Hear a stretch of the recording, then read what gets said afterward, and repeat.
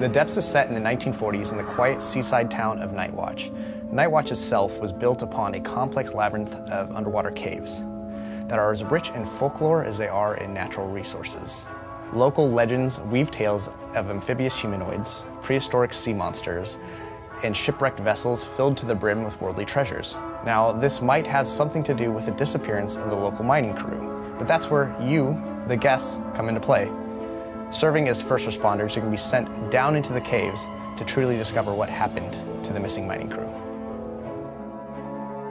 So with this particular maze, The Depth, there was nothing that I could go out and buy. There wasn't a catalog that said The Depths costumes and I could pick and choose from and get my 48 costumes. It's very exciting to create something new and fresh.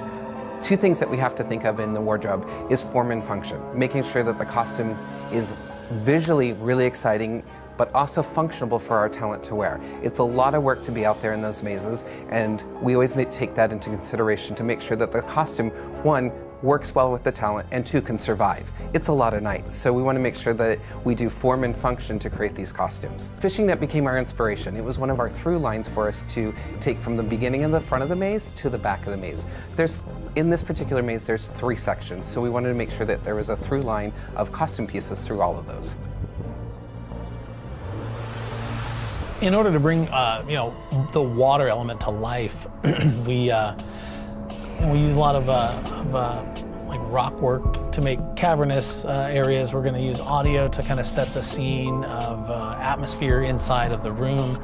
There's fog elements. There's like we're gonna simulate a water floor to make it look like you're walking through this pool. All those elements, lighting appropriately. Just to make it seem as it is a cave, a dark cavern. Special effects are really important for the Depths because it allows us to add elements that we necessarily couldn't do ourselves as a human to operate through the maze. So we're able to take small things and move them, add movements that wouldn't be doable originally to really bring the Depths to life. One of the biggest challenges we've had this year for the Depths is having to move an entire 30-foot room.